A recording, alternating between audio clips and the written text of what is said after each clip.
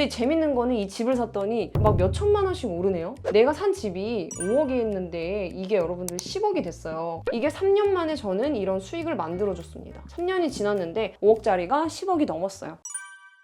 오늘은 제가 어떻게 아파트 투자를 시작했고 어떤 방법으로 투자를 하고 있는지 이런 얘기를 해보려고 해요. 처음에는 이런 아파트 투자를 해야겠다 이렇게 생각했던 사람은 아니었어요. 왜냐면은 저는 응급실에서 일을 했거든요. 이때 제가 월급 처음 받았던 게 180만 원이었어요. 근데 좀 의료원은 특징이 뭐냐면은 기초수급자라든지 노숙자 이런 분들이 생각보다 많이 와요. 그럼 이제 막 되게 똥칠하고 그런 분들이 되게 많았어요. 와, 이렇게까지 사람이 심각할 수 있구나라는 거를 그때 겪게 돼요. 그래서 그때 제가 이 180만 원을 받으면서 무슨 생각을 했냐면 나는 이 돈을 받아서 행복해지지는 않겠구나 이런 생각을 했어요. 이때 제가 부모님 집에 살고 있을 때였거든요. 돈에 대한 능력은 여러 가지가 있지만 돈을 모으는 능력, 다루는 능력, 그 다음에 불리는 능력, 지키는 능력, 굉장히 여러 가지 능력이 있어요. 사실 돈을 버는 능력은 있었지만 제가 돈을 펑펑 쓰다 보니까 부모님이 제 손을 끌고 은행에 가서 적금을 들게 했어요. 적금을 드니까 그래도 강제적으로라도 돈이 모이긴 하더라고요. 내가 200만 원 받아서 저축을 한 180을 해요. 근데 그랬을 때 연 저축액이 2,160만 원 정도가 되거든요. 2년 차에는 제가 이때는 성과 상여도 이제 있었으니까 그런 것들 하면은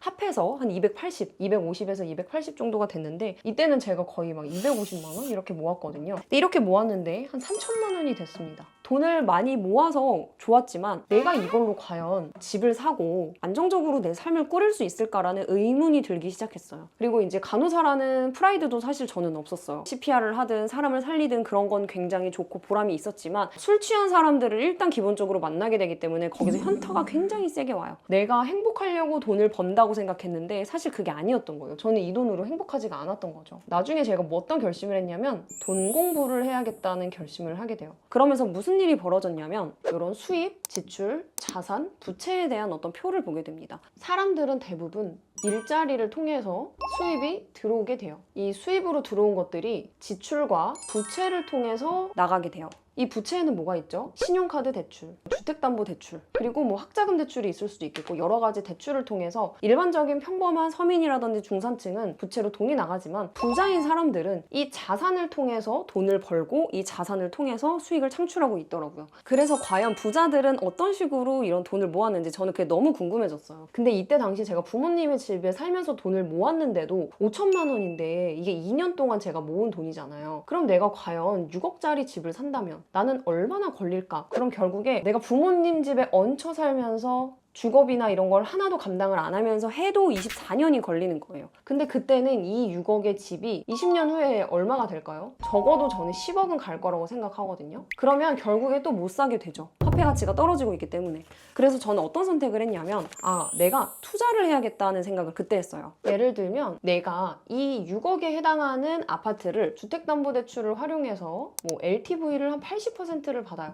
4억 8천. 물론 DSR이나 DTI도 보지만 이건 소득이 된다고 연봉이 높다는 가정하에 일단 이렇게 해본 거예요. 그럼 이렇게 했을 때 어쨌든 내 돈, 내 현금이 1억 2천만 원에 해당하는 돈이 필요하다는 결론이 나오는 거죠. 그래서 예를 들면 4억 8천만 원을 빌렸을 때 한 230만 원을 내가 원리금으로 내야 되거든요. 그래서 저는 어떤 방식을 이용했냐면 전세가 4억인 거예요. 내 돈이 만약에 1억이 있다고 해볼게요. 1억. 그러면 신용대출이라든지 마이너스 통장을 이용해서 한 1억 정도만 더 있으면 이 집을 살 수가 있다는 결론이 나오더라고요. 그래서 실제로 내 현금은 1억 2천에서 오히려 1억으로 줄었고 전세입자의 보증금을 이용하면 무이자로 4억에 나한테 돈을 빌려주고 나는 1억만 대출을 받으면 돼요. 1억에 만약에 내가 4% 금리에 이자를 만약에 내게 돼요. 한 달에 33만 원만 내면 내가 요 6억짜리 집을 가질 수가 있는 거예요. 이때 뭐 하나가 더 추가가 되죠. 물론 이때 내가 월세에 거주를 하는 거예요. 월세.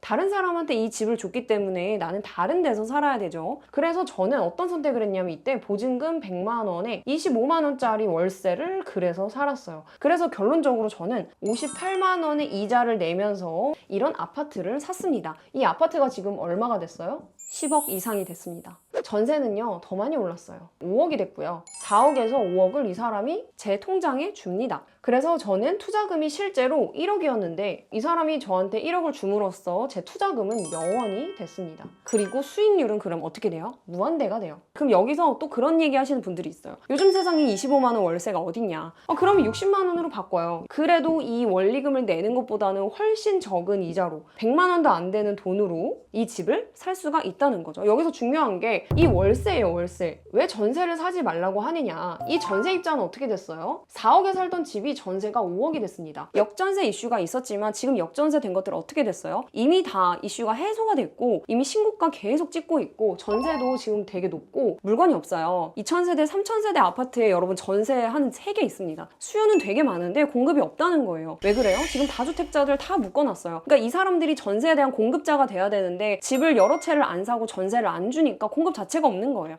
왜 그러면 다주택자들이 전세 공급자가 되느냐? 실거주를 하던 사람이 있어요. 근데 이 사람이 집을 팔아요. 그리고 어떤 사람이 투자자가 이 집을 투자 목적으로 사는 거예요. 그러면 이 집을 매수를 했는데 이걸 나중에 전세를 줍니다. 그럼 시장에는 전세가 몇 개 나와요? 원래는 0개였다가 전세가 1개 공급이 됩니다. 그러니까 이런 방식으로 실제로 투자하는 사람들이 늘어야 시장에 전세는 더 많이 늘고 공급도 많이 늘게 돼요. 그리고 가격이 안정화가 됩니다. 근데 지금처럼 뭐 500세대, 600세대 전세 아예 없어요. 웬만한 지역들이 전세가 정말 많이 없거든요. 그렇기 때문에 앞으로 전세 가격은 더 많이 오를 거고요. 여러분들이 전세에 계속 살면은 230만 원 여러분들이 집주인에게 무이자로 돈 빌려주는 거예요. 그렇기 때문에 여러분들이 전세 살면은 안 되고 그 돈으로 집을 사야 된다. 물론 이거에 대한 리스크도 있겠죠. 근데 그 리스크는 여러분들이 충분히 방어가 되고 해결하실 수가 있어요. 궁금하시면은 이제 고정 댓글 참고하셔가지고 거기에 꼭 참여를 하세요. 만약에 내가 이거 지금 듣는데 이 내용이 너무 어렵고 복잡하다 하시는 분들도 무조건 참석을 하세요. 이 집은요, 일단 첫 번째로 안정감을 줍니다. 안정감. 근데 안정감이 있는 집이 되게 필요하고요. 지금은 결혼할 생각이 없다고 하더라도 이거는 내 나중을 대비해서 내 노후를 대비해서라도 이 집은 반드시 필요합니다. 근데 재밌는 거는 이 집을 샀더니 막 몇 천만 원씩 오르네요. 내가 산 집이 5억이었는데 이게 여러분들 10억이 됐어요. 이게 3년 만에 저는 이런 수익을 만들어줬습니다. 3년이 지났는데 5억짜리가 10억이 넘었어요. 사실 현금도 중요하긴 해요. 그걸 모아가지고 어쨌든 투자를 하는 거니까. 근데 단순히 그냥 계속 돈만 모으지 마시고 현금이라는 거 자체가 계속 감가상각이 돼요. 근데 이 자산이라는 거는 그냥 알아서 가격이 올라갑니다. 그래서 여러분들의 안정적인 노후를 좀 챙기셨으면 좋겠어요. 그래서 이런 식으로 여러분들이 이거 단순히 그냥 집 사는 거, 내가 단순히 현재 50만 원 버는 거 이런 것보다는 여러분들 미래 10년, 20년을 시간이 지나서도 이 인플레이션에 방어가 되는 그런 투자를 좀 하셨으면 좋겠습니다. 그래서 저는 이런 방식들을 실제로 제 지인이라든지 친구들한테 이 방식들을 알려드렸고 그래서 실제로 성과가 났어요. 몇 천만 원, 몇 억이 올랐습니다. 저한테 되게 고마워하죠. 근데 이거는 정말 정해져 있어요. 여러분들, 첫 번째,